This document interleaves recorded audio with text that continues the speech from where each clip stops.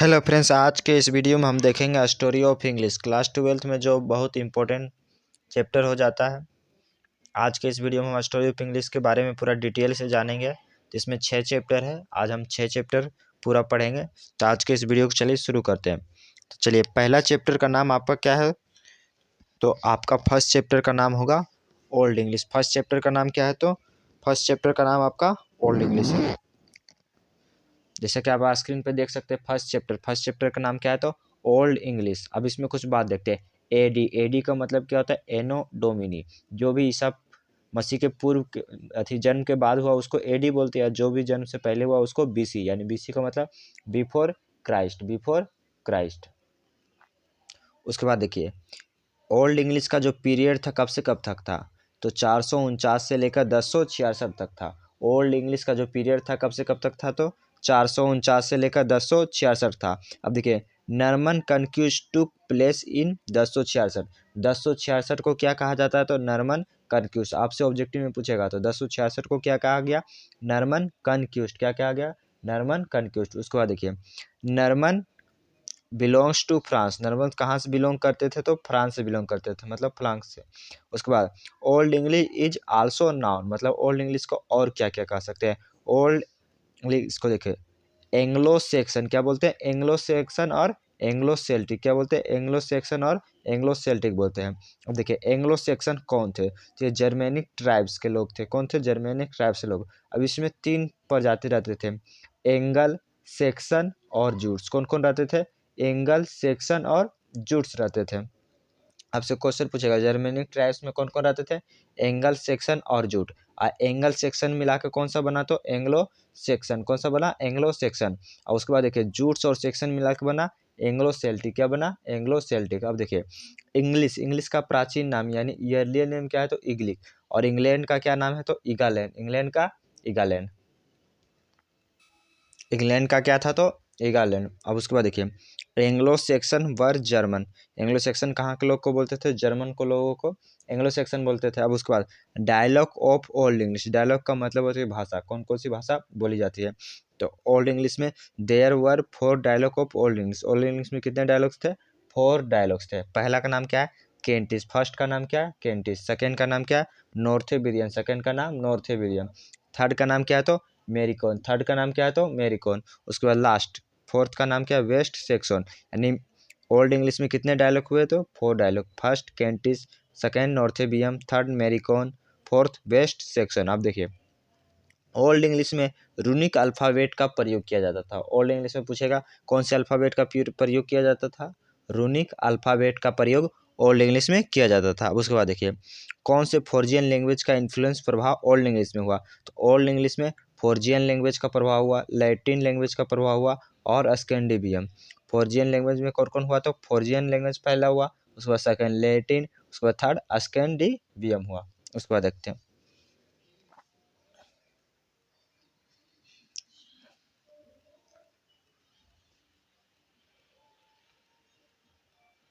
उसके बाद आप देख सकते हैं गोल्डन पीरियड। मतलब गोल्ड पीरियड, जो गोल्डन पीरियड होगा यहाँ पास EN, ठीक है, गोल्डन पीरियड।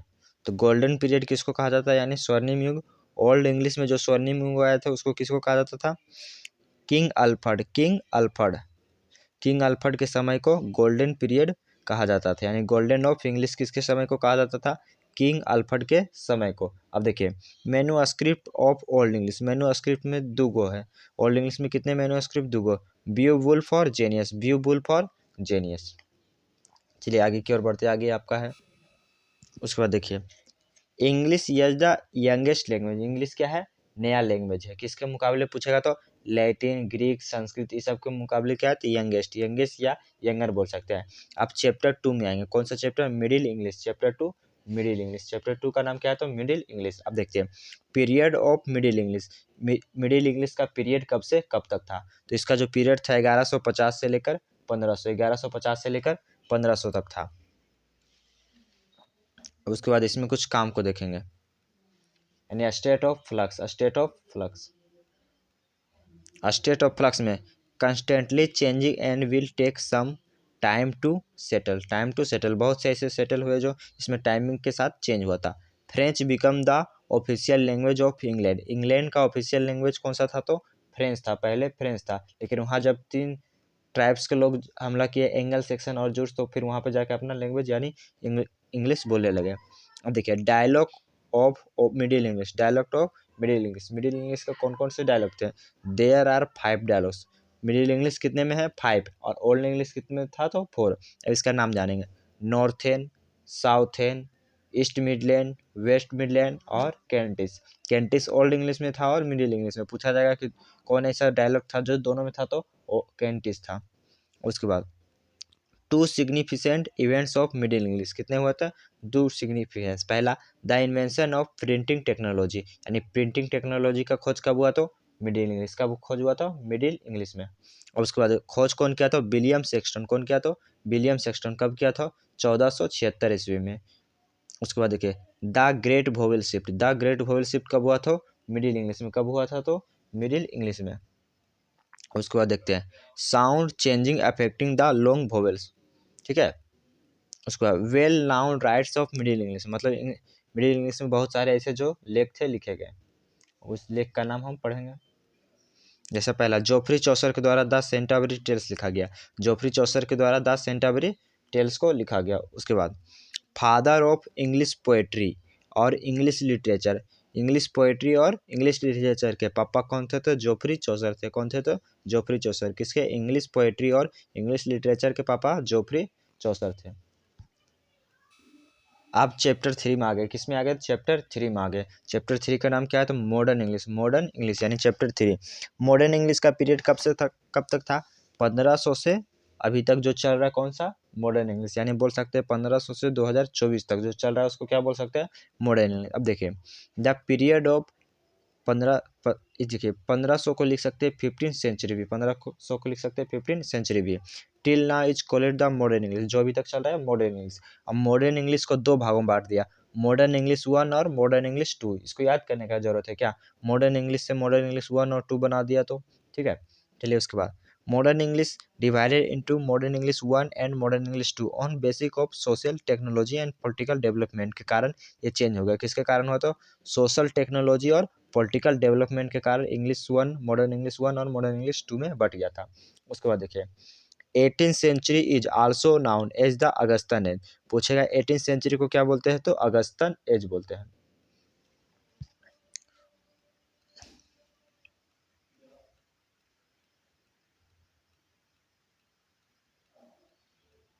उसके बाद देखिए इन 1755 doctor Samuel Johnson road the first dictionary of the world, यानी 1755 में डॉक्टर सैमुअल जॉनसन के द्वारा फर्स्ट डिक्शनरी लिखा गया था। कौन सा? किसके द्वारा? तो डॉक्टर सैमुअल जॉनसन के द्वारा फर्स्ट डिक्शनरी कब लिखा गया? तो 1755 में लिखा गया, यानी 1755 में। उसके बाद a dictionary of the language English, मतलब ये डिक्शनरी था इंग्लिश लैंग्वेज में। कंटेंट का ऑलमोस्ट 40,000 यानी 40,000 वर्ड था। कितना वर्ड था? तो 40,000 वर्ड था। उसके बाद देखिए सम इम्पोर्टेंट पॉइंट्स, मतलब कुछ महत्वपूर्ण भाग। ऑफिशियल लैंग्वेज ऑफ योनो, योनो का ऑफिशियल लैंग्वेज क्या था? तो फ्रेंच था। उसके बाद Indians are quick learners of language, Indians क्या था? तो क्विक लर्नर्स ऑफ लैंग्वेज। अब हम चैप्टर 4 में आ जाते हैं।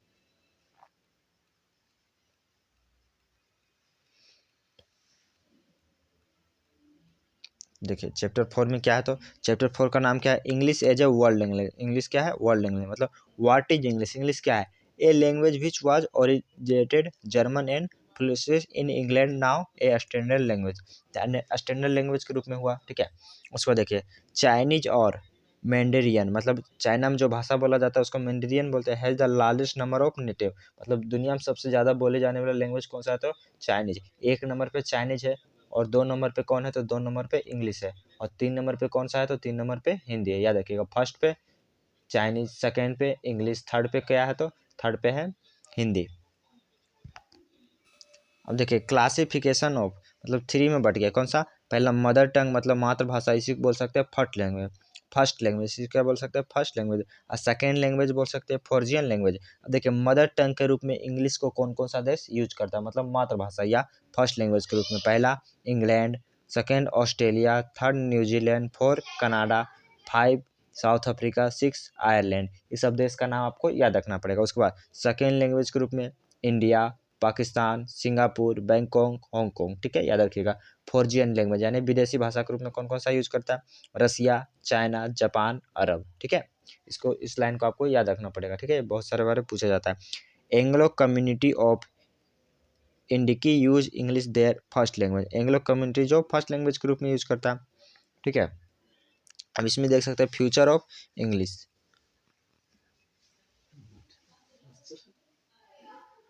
फ्यूचर ऑफ इंग्लिश, अब देखिए फ्यूचर ऑफ इंग्लिश क्या क्या हो सकता है। तो English is an international world language. आज क्या हो गया? इंटरनेशनल लैंग्वेज हो गया इंग्लिश। पहला, it is the language of telecom. कौन सा लैंग्वेज? तो telecom. International and computer, science and technology, trade and marketing, medicine, sport meet, court, academy. यहाँ बहुत सारे ऐसी चीज़ें जहाँ पर कौन सा लैंग्वेज यूज हो रहा है? तो इंग्लिश का। यानी ये फ्यूचर में बताया जा रहा है कि यहाँ सब फ्यूचर में मतलब आप तो फ्यूचर आ गया। ठीक है, उसके बाद 5 चैप्टर का नाम क्या था? Story of English drama. 5 chapter का नाम स्टोरी ऑफ इंग्लिश ड्रामा। पहला, drama and play both are synonym. Drama और प्ले क्या है? तो साइनोनिम है। Drama is a more popular. Drama क्या है? पॉपुलर है। ठीक है, जो ड्रामा और प्ले लिखता है उसे क्या कहा जाता है? तो ड्रामेटिस्ट कहा जाता है या प्ले राइट। ड्रामेटिस्ट या प्ले राइट किसको कहा जाता है? ड्रामा या प्ले लिखने वाले को। ठीक है,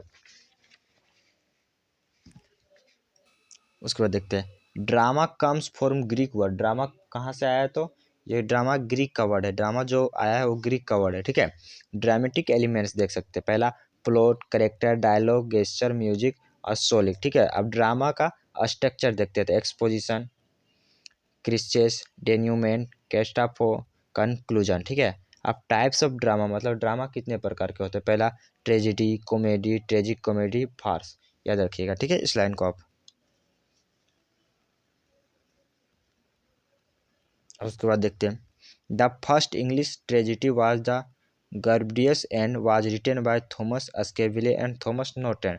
मतलब फर्स्ट इंग्लिश ट्रेजिडी कौन लिखा है? तो अस्केविले और नॉर्टन। याद रखिएगा, अस्केविले और नॉर्टन दोनों, पहले थॉमस लगा दीजिएगा। ठीक है, the first comedy drama was a Roister Doister written by 1550 by Nicholas play. मतलब फर्स्ट रोस्टर डोस्टर जो लिखा गया था किसके द्वारा? निकोलस उडेल के द्वारा लिखा गया। कब लिखा गया? तो 1550 में। ठीक है, अब देखिए university wits, Christopher Marlowe, John Lyly, Thomas Kyd, George Peele, Robert Greene, ये सब क्या थे? तो यूनिवर्सिटी विट्स थे। अब देखिए Shakespeare was a born in 1564 and died 1660। मतलब शेक्सपियर का जन्म 1564 और मृत्यु कब हुआ? तो 1616 में।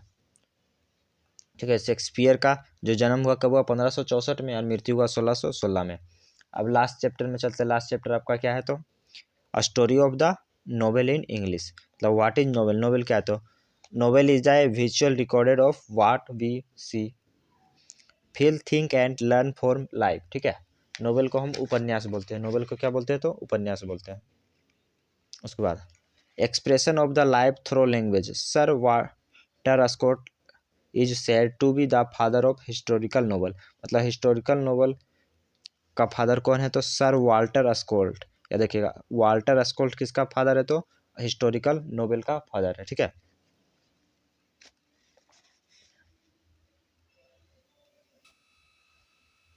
अब उसके बाद देखते हैं Bunyan is a said to be the pioneer, यानी मार्गदर्शक है किसका? मॉडर्न नोवेल का। ठीक है, Richardson is the said to be the father of modern novel. Richardson किसका फादर है? तो मॉडर्न नोवेल का रिचर्डसन फादर है। The first Indian novel is English Rajmohan wife was written by Bankim Chandra in 1864।